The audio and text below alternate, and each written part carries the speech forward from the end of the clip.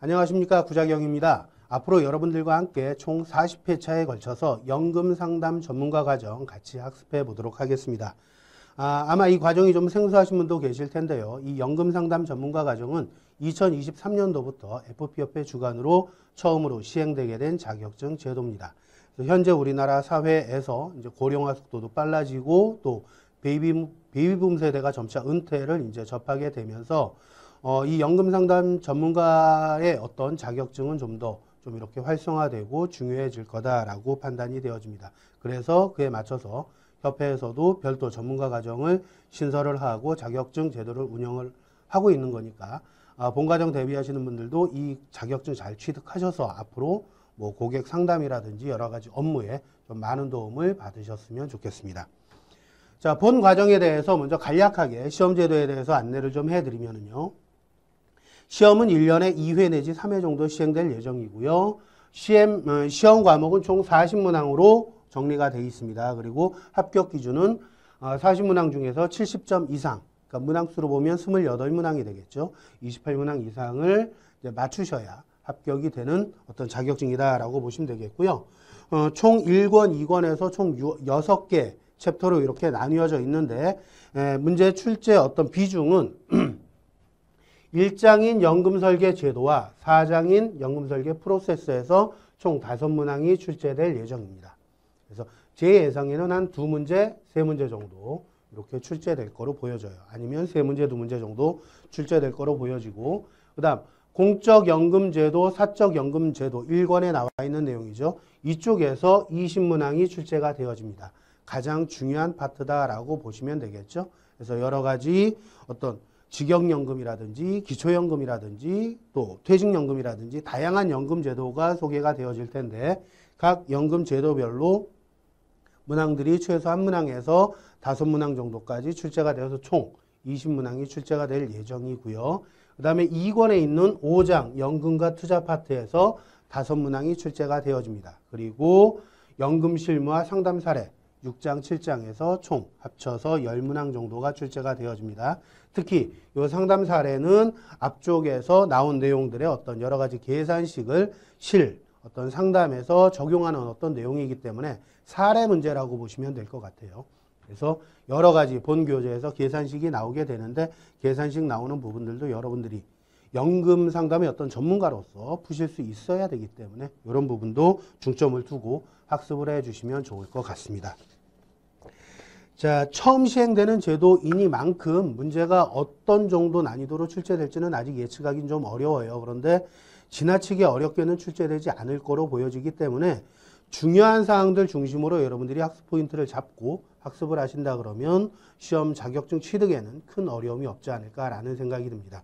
그리고 기본적으로 시험 문제는 교재 안에서 출제가 되어집니다. 그래서 교재 내용을 중심으로 여러분들이 학습을 하시되 제가 이제 진행하는 본 학습은 중요한 내용들 중심으로 제가 정리를 좀 해드릴 거예요. 그래서 기본적으로 교재를 충실히 보시되 본 강의 내용을 한 1, 2회 정도 정독하시고 사례 문제 같은 거 한 2-3번 풀어보신다 그러면 합격에 크게 어렵지 않게 자격증을 따실 수 있지 않을까라는 생각이 듭니다.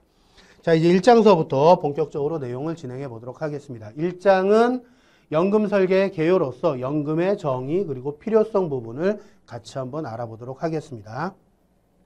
본 교재에서 연금을 정의하는 것은 크게 2가지로 나누어서 정의를 내려주고 있습니다. 첫 번째는 기본적인 연금의 개념, 본래 연금의 어떤 개념이다라고 해서 일단 가입자가 노령이라든지 좀 나이가 많아서라든지 또는 장애나 어떤 질병으로 인해서 소득이 끊겼을 때 그 가입자나 또 사망하게 되면 그 유족들에게 소득이 끊긴 가입자나 유족들에게 생활자금을 지속적으로 지급해서 어떤 생활을 영위해 나갈 수 있게끔 도와주는 제도가 바로 연금이다라는 거죠. 그래서 영어로는 펜션이라고 표현을 합니다. 그래서 국민연금 제도 같은 게 대표적인 연금의 정의에 부합된다라고 보실 수 있고요. 또 하나는 이제 상품적인 측면에서 연금보험 상품을 또 연금으로 보는 개념도 있습니다. 이거는 이제 우리가 흔히 가입하는 연금 상품을 생각하시면 될 것 같아요. 내가 보험료를 납입을 하고 이 납입한 보험료를 가지고 미래 일정 시점에서 이제 현금 흐름으로 이렇게 되돌려받는 연금화 받는 이러한 어떤 제도를 또 하나의 연금 개념으로 설명을 해주고 있습니다. 이러한 연금보험 상품적인 측면을 영어로는 어뉴이티라고 표현을 해요. 근데 본 과정에서 이제 중점적으로 두고 있는 건 연금보험 상품, 제도나 상품도 우리가 학습을 하겠지만 기본적인 취지는 요 첫 번째 나오는 연금 개념. 가입자나 유족들에게 소득이 중단됐을 때 지속적으로 어떤 현금 흐름을 창출시키는, 소득을 창출시키는 이러한 제도로서의 연금을 중점적으로 학습한다라고 보시면 될 것 같습니다. 그래서 우리 자격증의 명칭이 CPE죠. 거기서 P가 바로 펜션의 약자입니다. 그런 측면으로 접근을 해 주시면 좋을 것 같고요. 이어서 연금제도에 운영되어지는 부분들 같이 살펴볼 건데요. 연금제도 운영은요, 연금을 이렇게 분류하는 거다라고 보시면 될 것 같아요. 이거는 많은 분들이 알고 계시는 내용들일 테니까 가볍게 정리만 해 나간다라고 보시면 될 것 같습니다. 그래서 먼저 첫 번째로는 부담금, 즉 연금의 보험료를 누가 내느냐에 따라서 다양하게 분류를 합니다. 첫 번째 공적연금, 우리가 흔히 알고 있는 국민연금이라든지 직영연금을 생각하시면 되겠죠. 자, 이러한 연금들은 보험료를 누가 내느냐?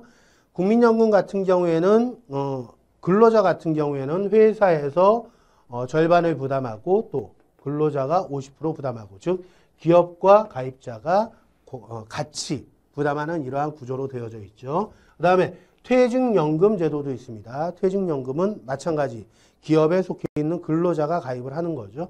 그래서 기업이 일정 부분 부담하고 또 근로자가 일정 부분 부담하고 이러한 구조입니다. 그 다음에 이제 개인연금 제도가 있죠. 개인연금 제도는 기업과 상관없이 가입자 본인이, 근로자든 아니든 가입자 본인이 직접 보험료를 납입을 하고 있는 거고요.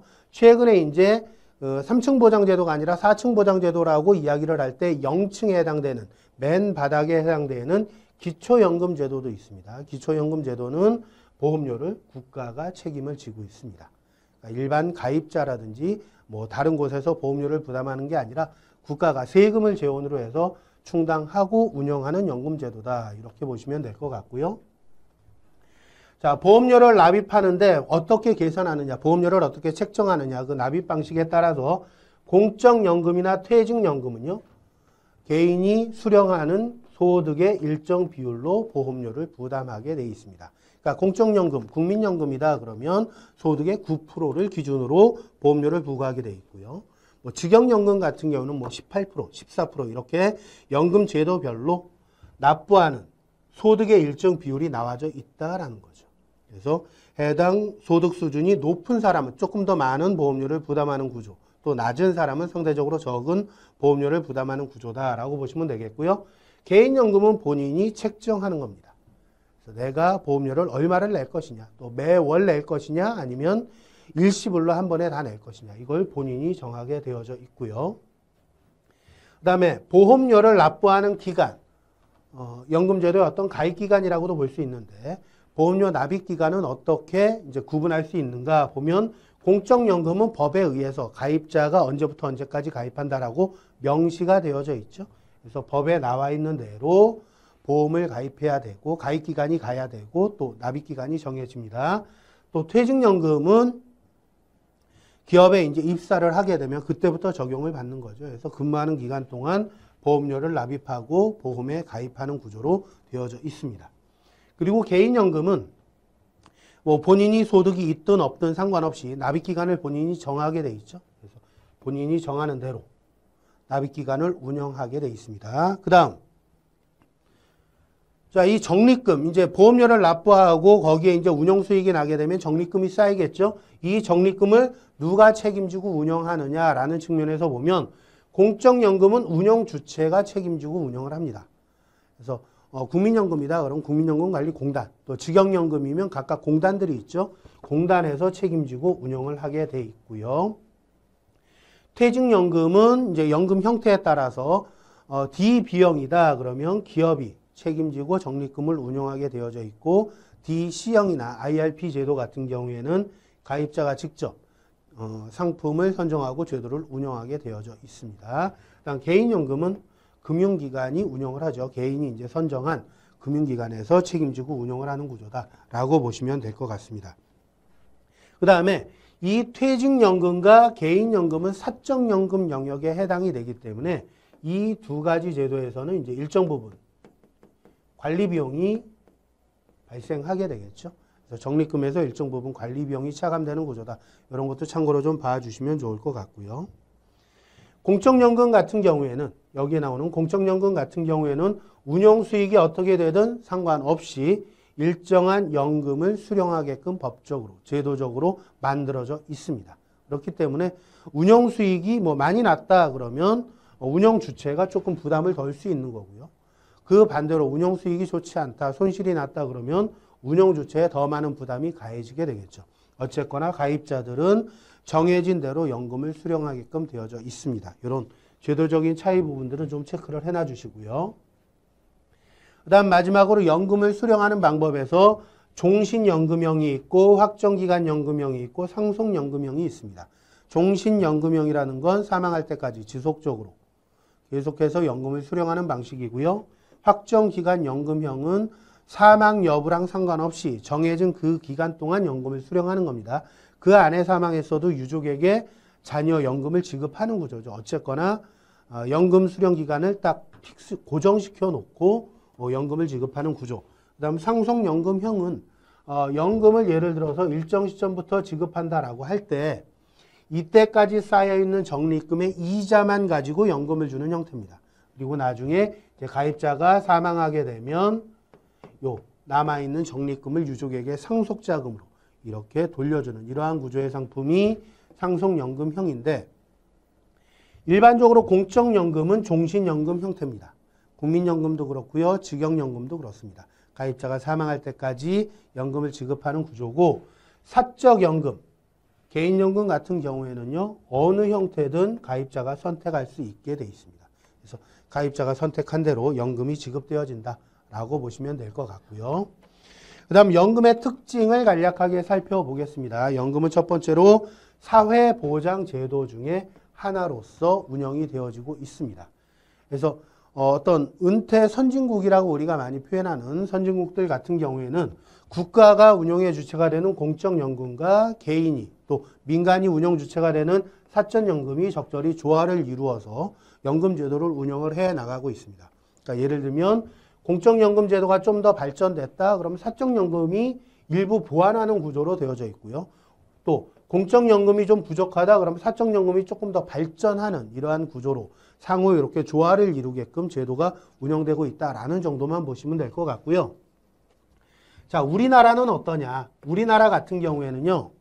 공적연금 도입이 좀 늦었습니다. 늦게 도입이 됐어요. 국민연금 같은 경우에는 88년도고 이전 직영연금은 조금 일찍 도입이 됐다라고는 하지만 아직까지 운영된 기간이 길지 않다라는 거죠. 그래서 공적연금 도입 시점이 좀 늦었고 또 일반 국민들도 연금에 대한 중요성 인식이 좀 부족했습니다.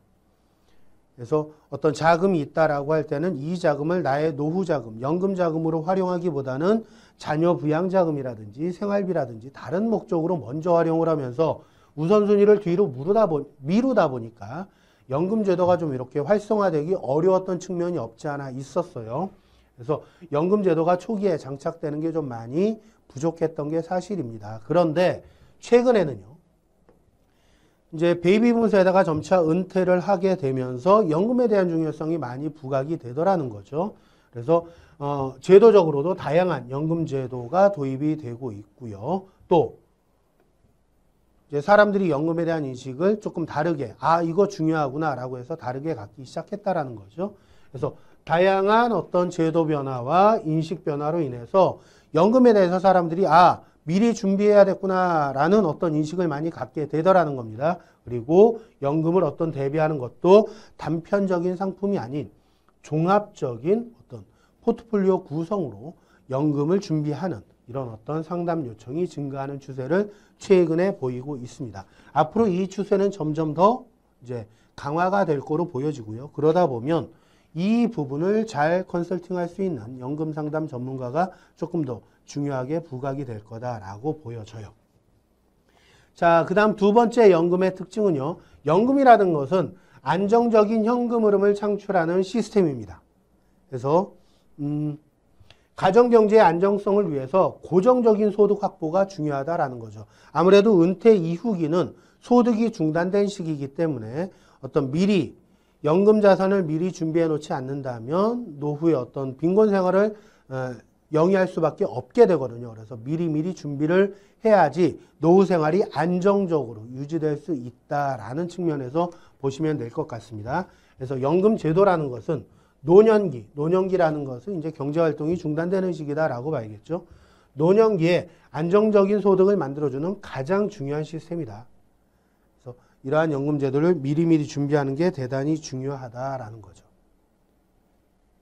그다음 세 번째, 연금의 본질적 기능은 소득 보장이다. 그러니까 연금을 어떤 저축 상품이나 투자 상품이나 이렇게 접근하기 전에 어쨌거나 내가 연금을 준비하는 가장 궁극적인 목적은 노후 은퇴기에 안정적인 현금 흐름을 확보하고 만드는 게 가장 중요한 목적이다라는 겁니다.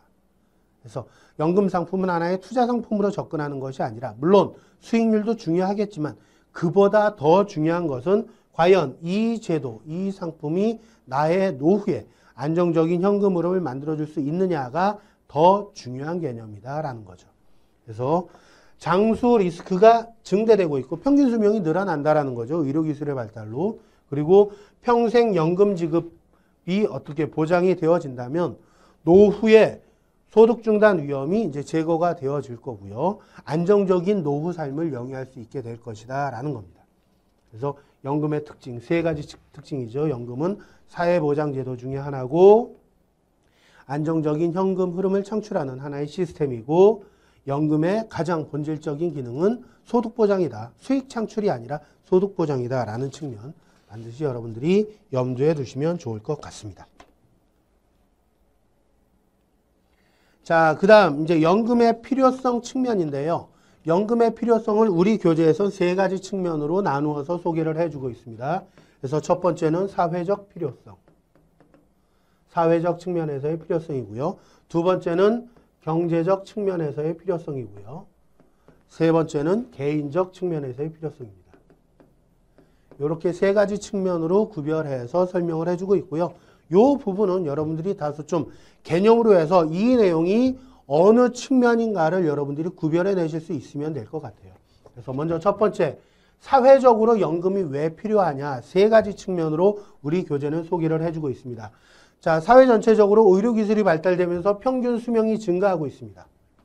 그리고 은퇴 시기가 점점 빨라지는 거죠. 그러다 보니까는 노후기간, 소득이 중단된 이후 노후기간이 증가하는 문제가 각 개인에게 발생되는 게 아니라 사회 전체적으로 발생되더라는 거죠. 그래서 이러한 어떤 노후기간에는 건강 문제도 같이 동반이 되게 돼 있습니다. 아무래도 신체 기능이 떨어지겠죠. 질병에도 취약하게 되고요. 그러다 보니까 노년기 소득 준비에 대한 필요성이 증가되는 게 각 개인의 문제가 아니라 사회 전반적인 문제다라는 거죠. 첫 번째고요. 두 번째는 산업화로 인해서 조기 퇴직자가 많이 증가하는 추세를 보이고 있습니다. 그래서 최근에는 예전 같은 경우에는 평생 직장의 개념이 있다 보니까 대부분 회사에 입사하게 되면 정년까지 안정적으로 근무를 했어요. 하지만 최근에는 조기 퇴직자도 많이 늘어나고요. 또 단순 업무에 대해서는 기계가 많이 대체를 하죠. 그러다 보니까는 노령 인구의 어떤 일자리가 점점점 줄어드는 추세를 보이고 있는 게 현실입니다.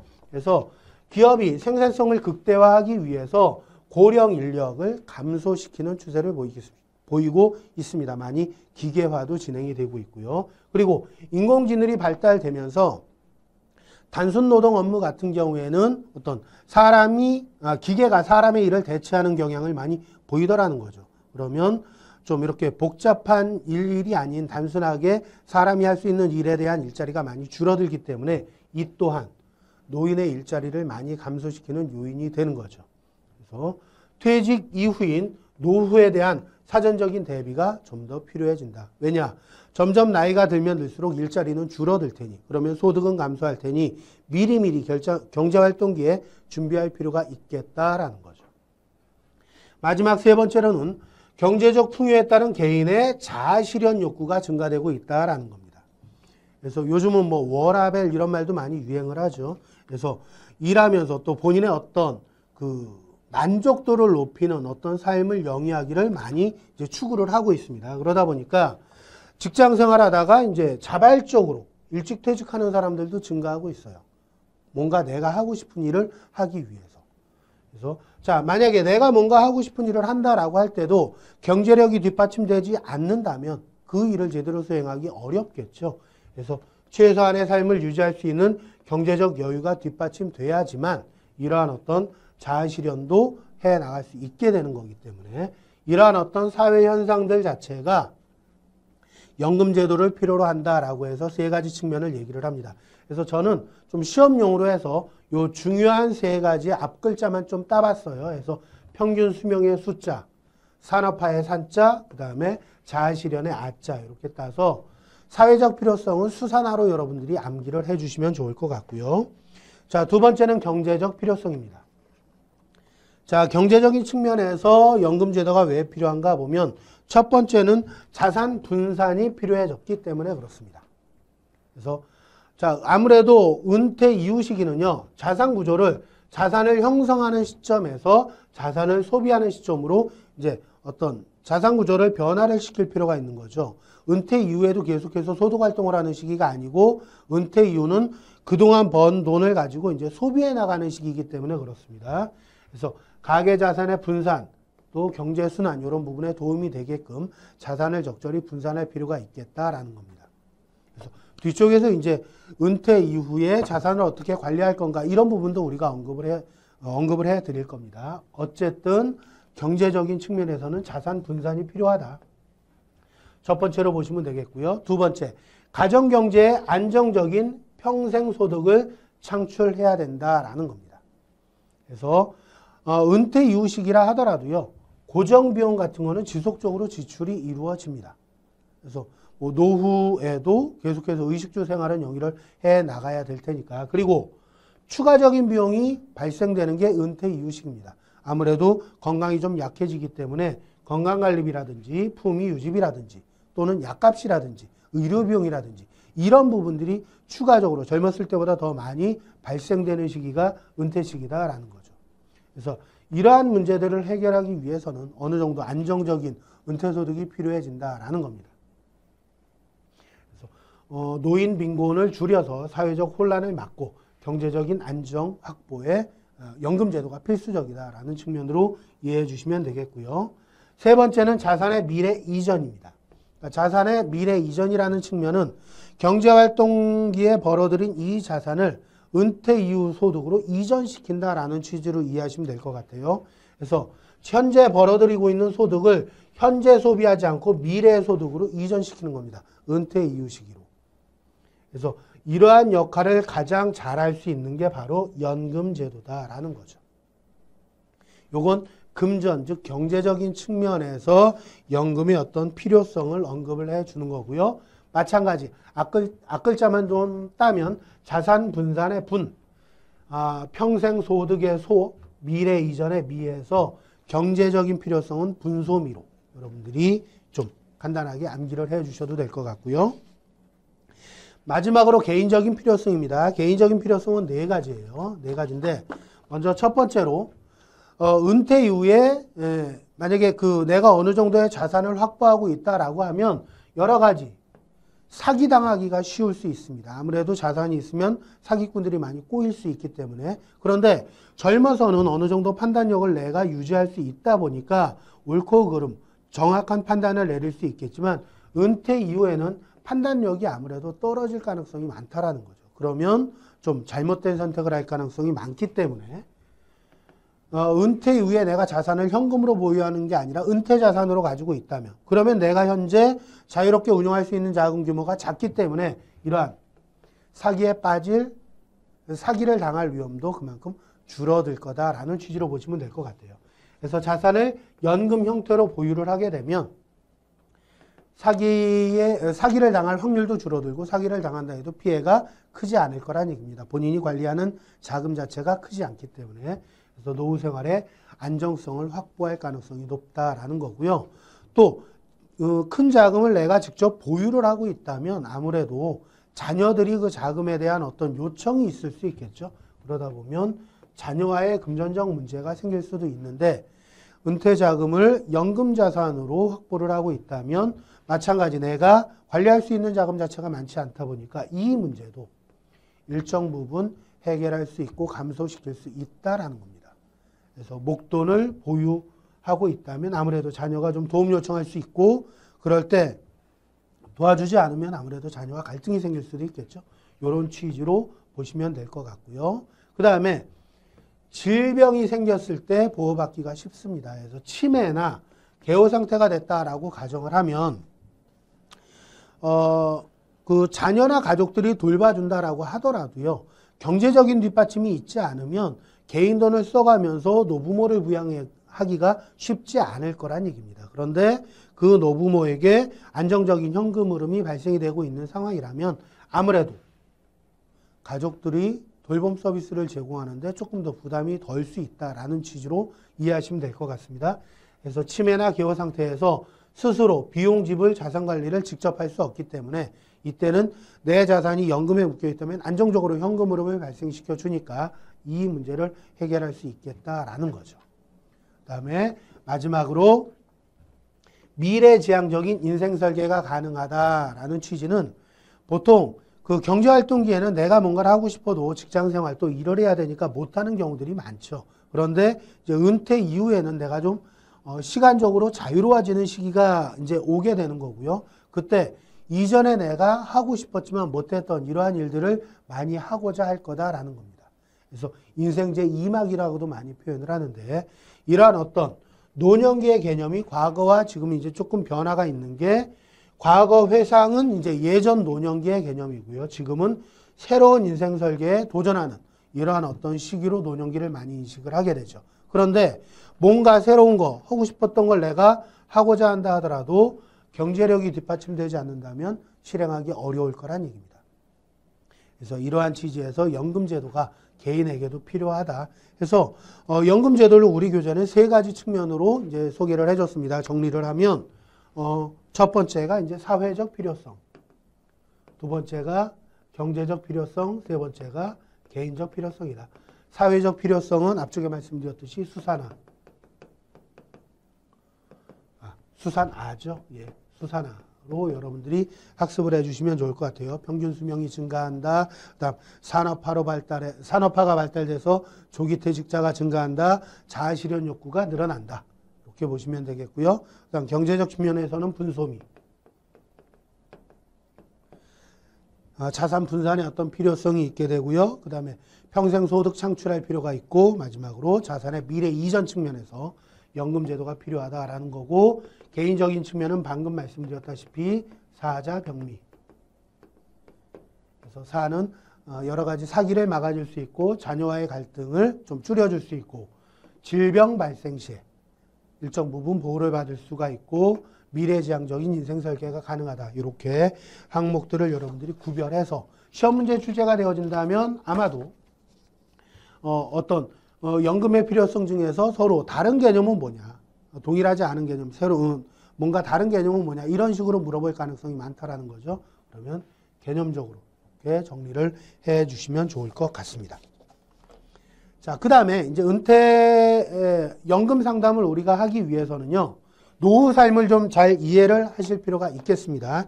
그래서 노년기 삶에 대해서 이해를 잘 해주셔야 되는데 먼저 첫 번째로는 아무래도 노년기에는 네 가지의 어려움이 있다라는 거죠. 사중고에서 질병, 고독, 무의, 빈곤 네 가지를 꼽습니다. 좀 풀어서 설명드리면 질병이라는 건 건강 악화되는 거를 가리키는 거죠. 활동력이 떨어지고 판단력이 떨어지고 기억력이 저하됩니다.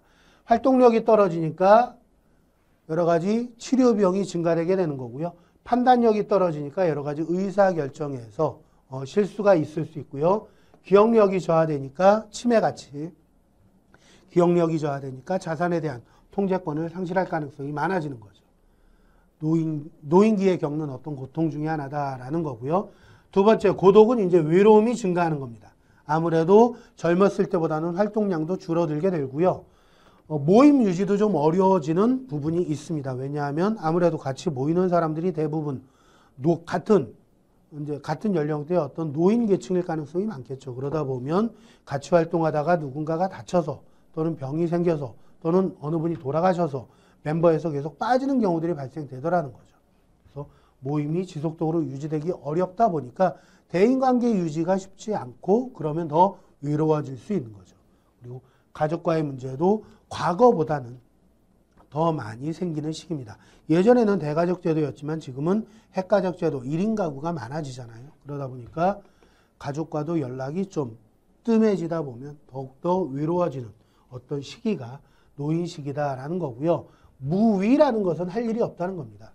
앞쪽에서 우리가 설명을 드렸다시피 산업화라든지 여러 가지 이유로 조기 퇴직하고 또 평균 수명이 증가하다 보니까 노인 시기에 어떤 지내야 되는 기간이 늘어나더라는 거죠.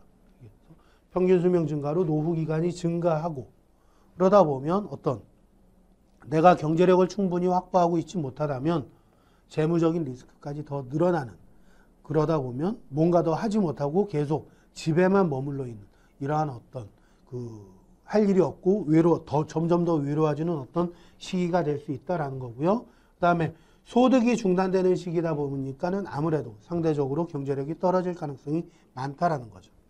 활동력이 줄어들면서 소득이 이제 감소 또는 중단될 가능성이 많고요. 그래서 또 이제 노후라는 시기를 언제부터 노후가 올 것이냐라는 정확한 시기에 대한 판단 예측이 어려운 부분도 있습니다. 왜냐하면 예측한 기간보다 평균 수명이 늘어나면서 더 길어질 수도 있고요. 일찍 퇴직해서 기간이 더 늘어날 수도 있는 거죠. 이 기간 예측이 좀 어렵다 보니까 자산 배분에 대해서도 어떤 식으로 배분하는 게 효과적일까라는 부분을 판단하기 어려운 측면도 있습니다. 그래서 노인 시기는 이런 어떤 어려움이 공존하는 시기다라는 거고요. 또 노후 소비, 노인기에 어떤 이루어지는 소비의 어떤 특징들을 보면 첫 번째, 소비가 줄어들기가 어렵습니다. 왜냐하면 의식주 생활 동일하게 영위를 해야 되고요. 그러다 보면 고정비용 지출은 그대로 이루어지게 되고 시간이 은퇴 초기에는 많이 남다 보니까 뭔가 내가 이전에 하고 싶었던 여러 가지 활동들을 왕성하게 하는 경우들이 많아요. 사회활동이 증가하는 경우들도 많다라는 거죠. 그러면 소비가 더 지출이 더 늘어나는 어떤 시기가 바로 은퇴 초기다. 노후 소비다라고 보시면 되겠고요. 두 번째, 품위 유지비도 증가하는 시기가 은퇴 이후 노후기다라고 보시면 될 것 같아요. 세 번째, 건강 관련 비용도 증가하는 시기입니다. 특히 약값이나 질병 치료 비용, 또 간병비까지 발생될 수 있는 시기이기 때문에 노후 어떤 소비 측면에서 놓고 보면 이전보다도 더 많은 자금이 필요로 해지는 시기일 수 있는 게 노후기다라고 보시면 될 것 같아요. 그래서 안정적인 연금 자산을 통해서 안정적으로 노후 소득을 확보를 해야지만 좀 더 어떤 삶의 질을 높일 수 있는 은퇴기를 영위할 수 있겠다라는 거죠. 그래서 이번 시간은 이제 연금의 정의 그리고 필요성 측면을 우리가 간략하게 살펴봤습니다. 그래서 이번 시간에 우리가 주로 살펴봤던 건 연금의 정의를 간략하게 봤고요. 연금 여러 가지 구조도 같이 살펴봤죠. 그래서 보험료를 납입하는 주체에 따라서 어떻게 구분되는가, 또 납입 방식에 따라서 또 납입 기간에 따라서 다양한 방식으로 연금 제도를 나누어 봤었고요. 그 다음에 연금 제도의 어떤 특징으로 연금은 사회보장 제도 중에 하나였다. 그리고 안정적인 현금 흐름을 창출하는 시스템이고 노후 소득 보장이 주 목적이 돼야 된다. 이런 것도 설명을 드렸습니다. 그리고 연금의 필요성 측면에서 이제 세 가지 측면으로 살펴봤었죠. 사회적인 측면, 경제적인 측면, 개인적인 측면. 그래서 사회적인 측면은 수산화, 그 다음에 경제적인 측면은 분소미, 개인적인 측면은 사자병미. 이렇게 해서 우리가 학습을 해봤습니다. 마지막으로 노후 삶을 이해하자 해서 노후의 어떤 사중고, 네 가지 고통 부분 우리가 설명을 드렸습니다. 질병이나 무위나 또 고독이나 빈곤 이런 측면들 이해를 잘 해야 되고요. 노후 소비도 우리가 잘 이해를 하고 있어야 되겠죠. 그래서 소비가 감소하기 어렵고 또 품위 유지비나 또 건강 관련 비용들이 증가하는 시기가 바로 노후기다라는 부분들 살펴봤습니다. 그래서 이번 시간 간단하게 제1장의 어떤 연금의 정의 필요성 부분 살펴봤고요. 이어서 다음 시간에 뒷내용 살펴보도록 하겠습니다. 감사합니다.